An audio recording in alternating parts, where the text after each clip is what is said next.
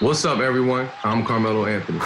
And while you may know me as a basketball player, there's a whole lot more I'm ready to talk about. That's why I started What's in Your Glass, a show where we'll sit down for a glass of wine and a conversation with the biggest names in sports, music, media, and entertainment.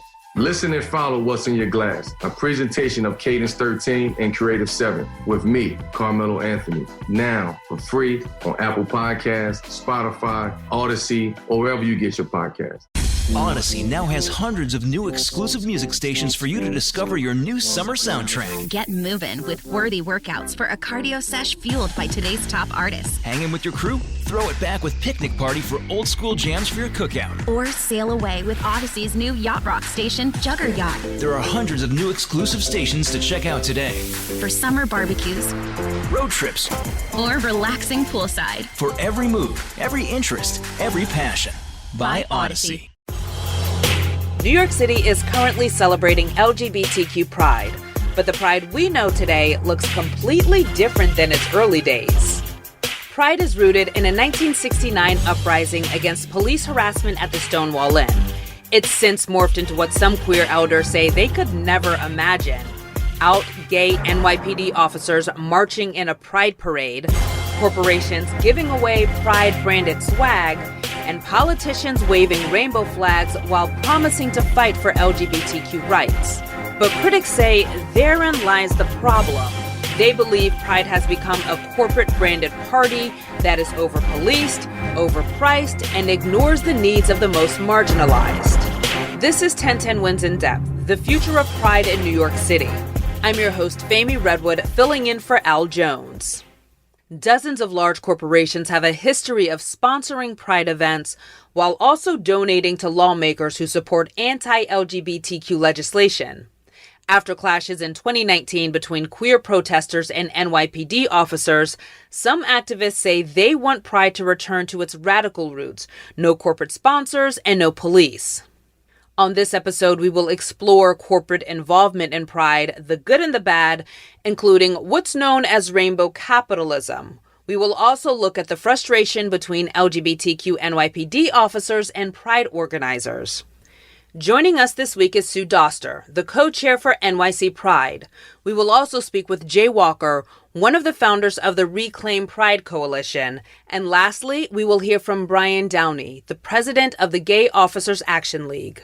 Before we hear from our guests, let's take an in-depth look at Pride in New York City.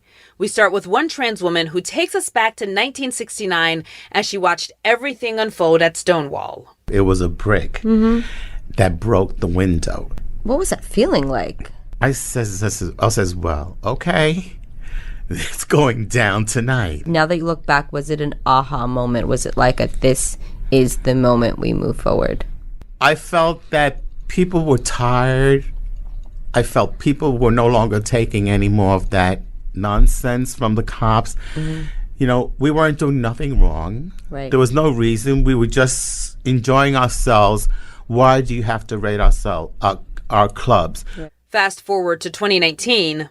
Council Speaker Corey Johnson will be participating in many World Pride events throughout New York City. He's hoping that on the 50th anniversary of the Stonewall riots, the NYPD will offer an apology. I know that the NYPD in the past has apologized for other incidents that have occurred, and so I think the NYPD apologizing on this would be a very, very good thing. The police commissioner did apologize. Well, I'm certainly not going to stand up here and pretend to be an expert on what happened at Stonewall. I do know what happened should not have happened. The actions taken by the NYPD were wrong. Some call it historic, but 1010 Wins called the man who made the plea for the apology to get his response. And as we go on the air this hour, New York City Council Speaker Corey Johnson joining us live now. To have in the greatest city in the world, in the city that started the gay rights movement with the Stonewall uprising 50 years ago, to have the commissioner of the New York City Police Department say what he said is really momentous and important, and hopefully is going to make this Pride Month much sweeter with greater hope and healing and reconciliation, which is what we always need to strive towards. In 2020, COVID canceled in-person NYC Pride events. Despite no formal events, Pride was still celebrated at the Stonewall Inn with singing and dancing and drinking on the street. Many said COVID couldn't keep them away.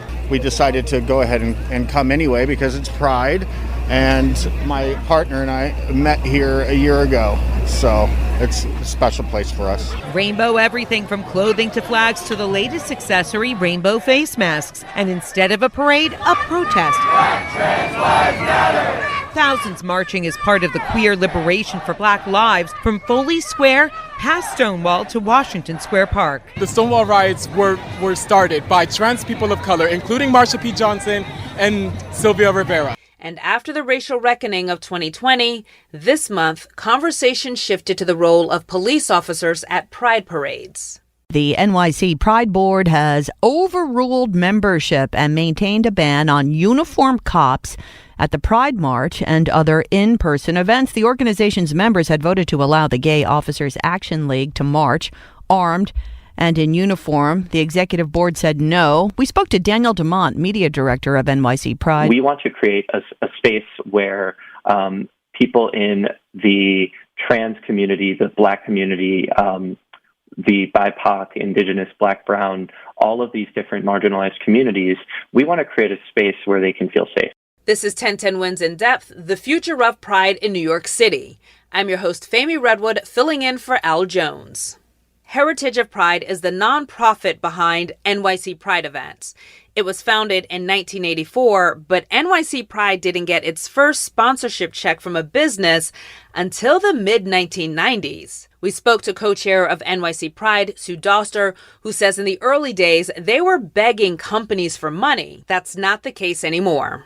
As we look at corporate involvement in Pride, explain what rainbow washing and rainbow capitalism is. Sometimes it's also been called pink washing. There are a lot of different names for it. Basically, the commercialization of Pride, and it's companies who have not necessarily practiced the best support of the LGBTQ community, just throwing money at a float and participating in a march and saying, oh, we did this, we're supporting the community.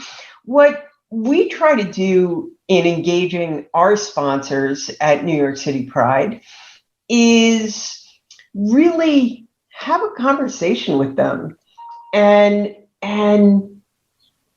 be sure that they're doing genuine work to support the community. We push our sponsors to do better. We've also turned down sponsorships because the companies didn't align with our values as an organization or what we believe the values are of the larger community. So it's difficult. We're at a time where Congress is having a very hard time getting reform done. But yet when, unfair voting legislation was put forward by North Carolina and some other states, it was the companies that spoke up, the corporations that said, we are not going to do business with your state. And in some ways, not all companies, but some companies are stepping up and taking on that mantle of social responsibility in the absence of action from Congress. So it is a fine line. Yeah. Is a company just throwing money at an event to try and get their visibility up so they can say they did something, but they're not affecting real change? Or is it a company that has a very active employee resource group that is really, truly affecting change and policy within the organization? Has corporate involvement taken away from the spirit of Pride? I think genuine, authentic support from partners helps further the movement, helps further our cause. As you think about what Pride was like in the 90s, when you all were on street corners, passing out flyers, trying to get enough money to even put a stamp on an envelope, does it strike you how dramatically different it is today? Back then, you certainly didn't see Bank of America advertising on Pride parades, and going back even further, people lost their jobs if their bosses found out they were LGBTQ. I remember a couple years ago, I really felt like it wasn't a huge sponsor. It was a smaller sponsor, but it was amazing. Betty Crocker. Yes, that's right. Cakes. I mean, I grew up eating those. That was like our favorite dessert. Betty Crocker was a sponsor. There is some criticism that Pride events are so expensive, it leaves out the most marginalized members.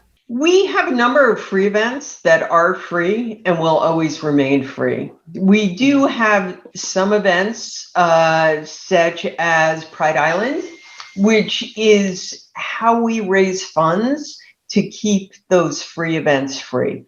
One of the most controversial decisions NYC Pride has made in recent years was to ban uniformed police officers from marching in the parade. Explain why.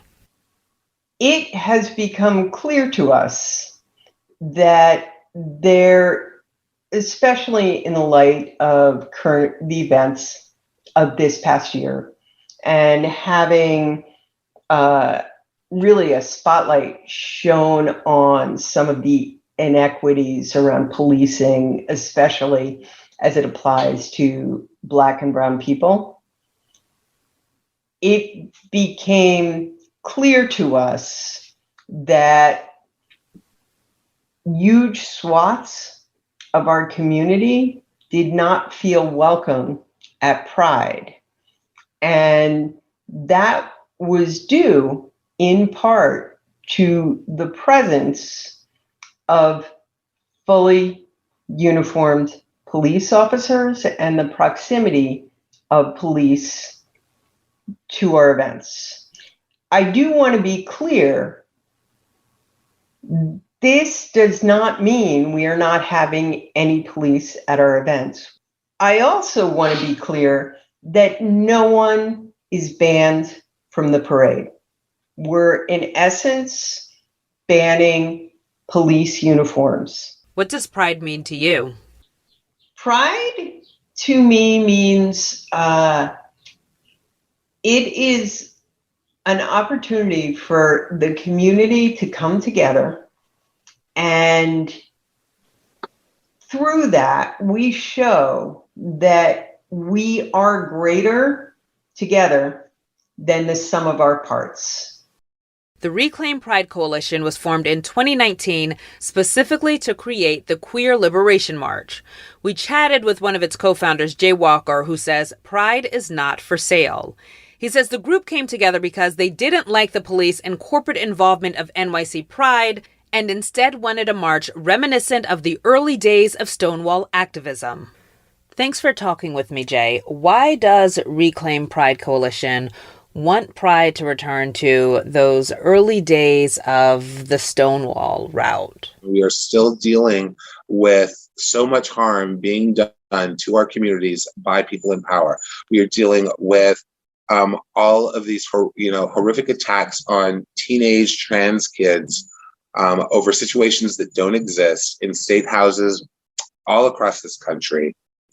We still haven't fixed our broken immigration system. There are still trans people languishing in detention cells.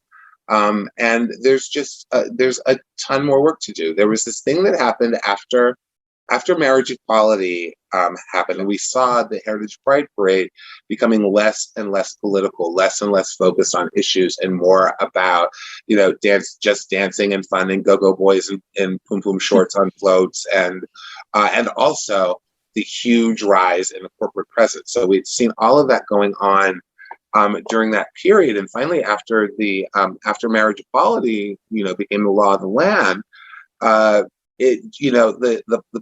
the political aspect of the march just kind of disappeared. Do you feel as if the most marginalized in the LGBTQ community are being forgotten about during all of the Pride festivities? Yeah, Absolutely. That's certainly what had been happening. Certainly there was, some performative acknowledgement of, say, trans folks' issues. But when you look at the march as a whole, those small sort of bits of performative representation just were dwarfed by just the overwhelming corporatization and the party atmosphere, and also the just intense overrepresentation of police. Because when we're talking about our most marginalized communities, what folks have to remember is that our most marginalized communities are the most at risk of receiving harm from police. When we know that, at least in New York, the NYPD was still, persecuting and rousting queer and trans youth on the Christopher Street piers. The Walking Wild Trans thing was still going on. I mean, that was just kind of overturned by law in the state legislature and signed by the governor. But in the last year or so. But up until then, it was police. The presence of police was incredibly unsafe for especially trans women of color, of being persecuted and accused of being sex workers simply for being alive and walking around. What do you say to people who say some of these issues are not necessarily queer issues?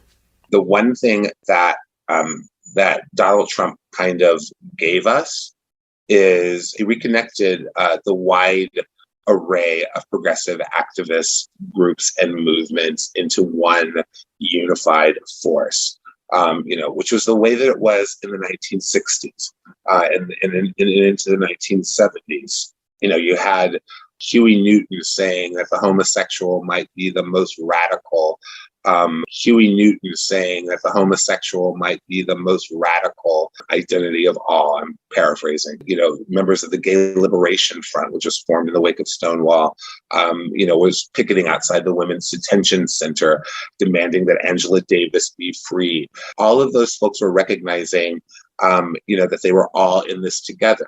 And that lasted kind of through the 70s. And what happened under Donald Trump is that the resistance that was formed in his wake, it reconnected all of these groups. What does pride mean to you? Recognizing the advances that we've made, being appreciative of our queer and trans ancestors who fought with their bodies on the line for all of us. It also means taking pride in continuing that fight, continuing to demand full and unequivocal civil and human rights for queers and trans folks here and around the world. It is an opportunity in a world that's where we're very separate. I always like to say that there is no LGBTQ or LGBTQIA2S community, singular, that we are 1,000 different communities along all sorts of lines: race, ethnic, gender, national origin, linguistic, ability, along all these lines. And Pride Sunday is the opportunity for one day out of the year for us to really be one community, and for us to really get together and have that experience of all of this difference, with all these different ways of expressing, these different ways of existing, these different ways of walking through life, but all together in solidarity and community and standing up for rights together. There's a lot of streaming services out there, each filled with reality TV, comedy, drama, and of course, superheroes. But there's one dedicated entirely to nonfiction TV and documentary films, and that's Curiosity Stream. History, science, nature, we've got it. Space, dinosaurs, big cats, we've got that too. And pretty much anything else you want to explore. Go ahead, add some smart TV to your smart TV with Curiosity Stream. Go to curiositystream.com to sign up and start streaming today. What's up, everyone? I'm Carmelo Anthony. And while you may know me as a basketball player, there's a whole lot more I'm ready to talk about. That's why I started What's in Your Glass, a show where we'll sit down for a glass of wine and a conversation with the biggest names in sports, music, media, and entertainment. Listen and follow What's in Your Glass, a presentation of Cadence 13 and Creative 7 with me, Carmelo Anthony, now for free on Apple Podcasts, Spotify, Odyssey, or wherever you get your podcasts. Summer-only savings await at your local Hyundai dealer. Where you go from there is up to you. Huge savings, new vehicles arriving daily, and of course, America's best warranty. Get in to get away with it all at the Hyundai Getaway Sales Event. Secure your 2021 Sonata or Elantra today for 0% APR for 60 months, plus 0 payments for 90 days. See your Hyundai dealer now during the Hyundai Getaway Sales Event. Offers end September 6, 2021. Call 562-314-4603 for offer terms and details. We're all on this planet together. So join Odyssey and find your one thing. August is a great month to help out the environment by improving your gas mileage. Make sure your tires are properly inflated, and heavy items like golf clubs aren't stored in your trunk. Take your car in for a tune-up to ensure it's running at peak performance. And when the weather is nice, walk or bike to your destination to enjoy a beautiful summer day. Join Odyssey, and together, each of us doing one thing makes a greener tomorrow. What's your one thing?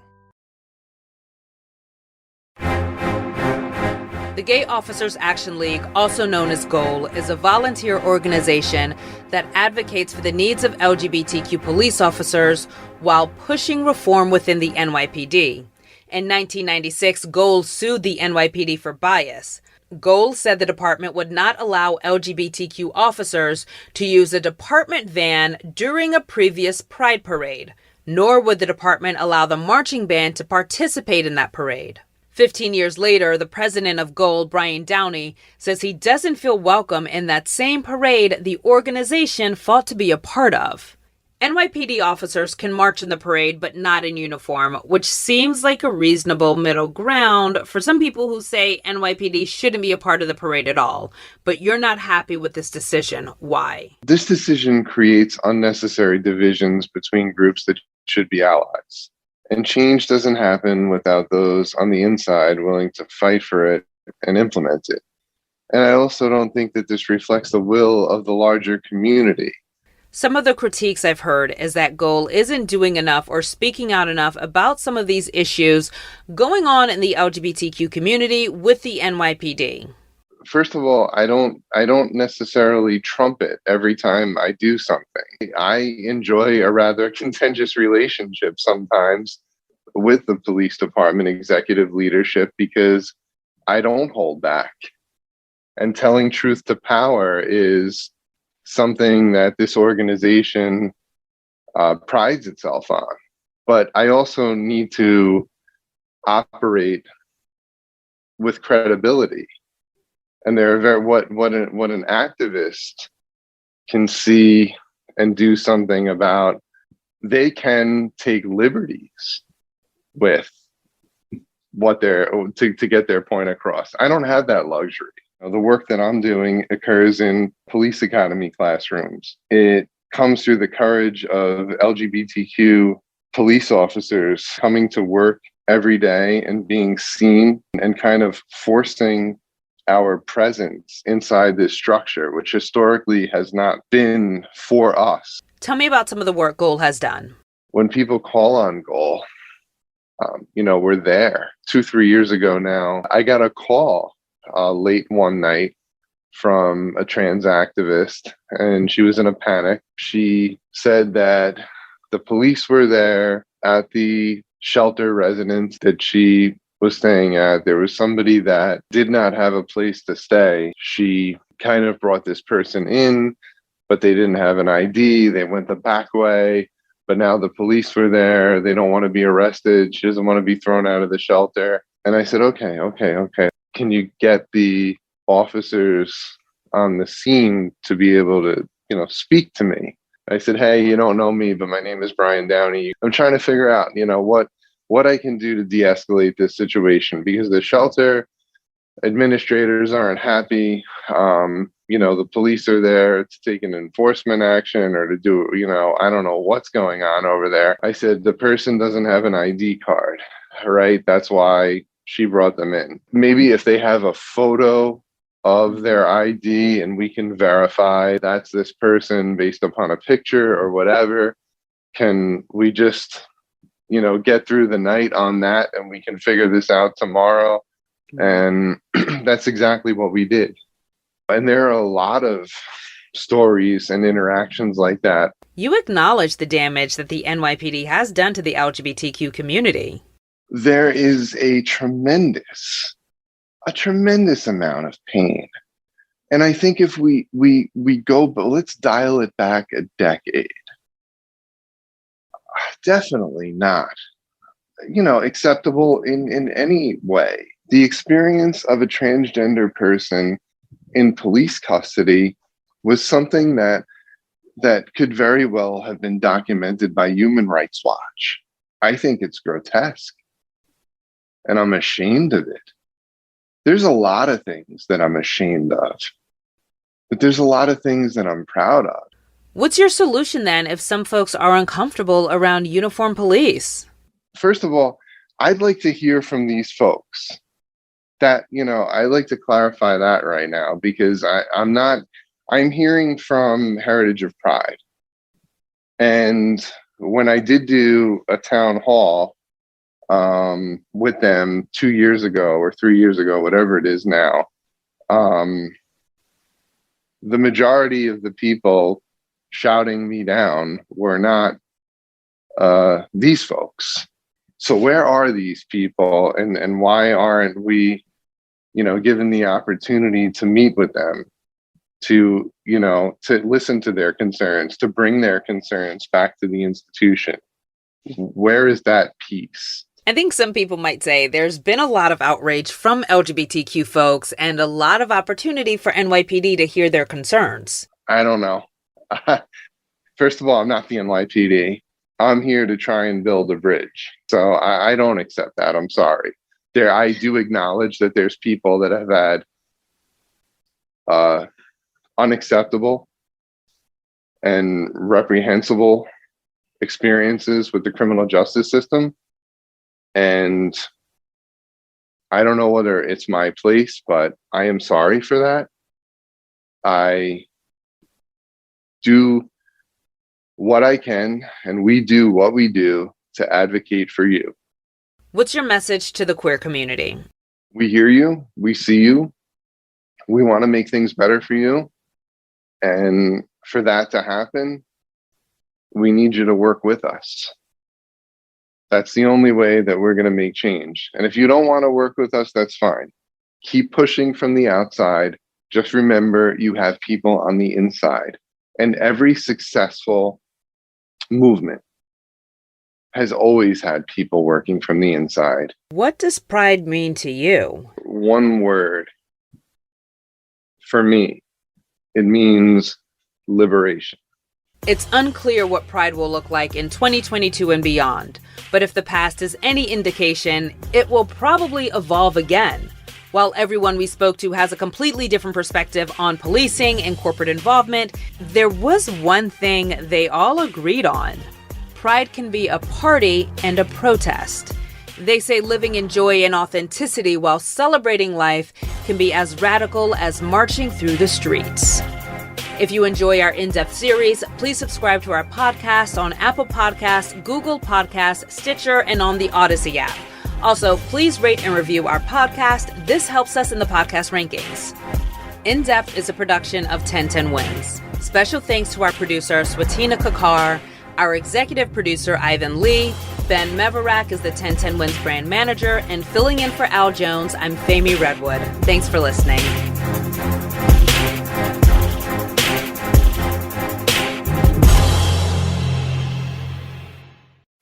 On Pod Save the World, we want to be your cheat sheet for global events. My name is Tommy Vitor, and each week, my co-host Ben Rhodes and I break down the biggest stories from around the world. Ben and I both worked on President Obama's national security staff, and we'll introduce you to the activists, politicians, and journalists who can help us understand what's going on around the world, what it means for the United States, and what it's like being inside the White House Situation Room during a crisis.